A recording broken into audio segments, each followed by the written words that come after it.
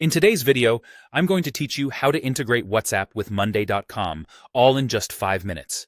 This integration can be super helpful for streamlining your communication and managing your tasks more efficiently. To get started, let's open your preferred web browser and search for Monday.com. Once you've found Monday.com, log in using your credentials to access your workspace. Now that you're logged in, let's direct our attention to the Monday.com Apps Marketplace. This is where you'll find all the third-party applications you can integrate with your Monday.com account to enhance its functionality. In the search bar within the marketplace, type WhatsApp to find the relevant integrations. These integrations will help you connect WhatsApp with your Monday.com account and streamline communication across platforms. After locating the WhatsApp integration, click on it to begin the setup process. The specific instructions may vary slightly depending on the application, but generally, it will guide you through connecting your WhatsApp account.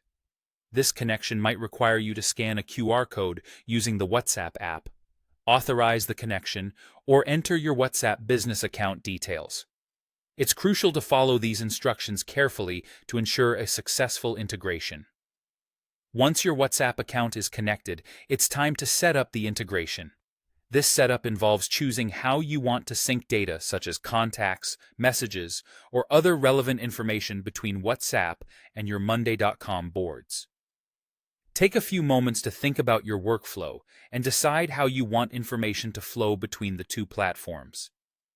This could involve syncing contacts to ensure everyone you need is readily accessible or transferring messages to keep track of important communications within your project boards.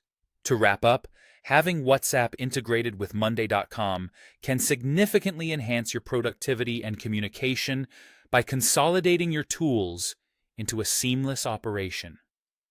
Remember, the success of this integration depends on carefully following the setup instructions and choosing sync options that best fit your workflow needs.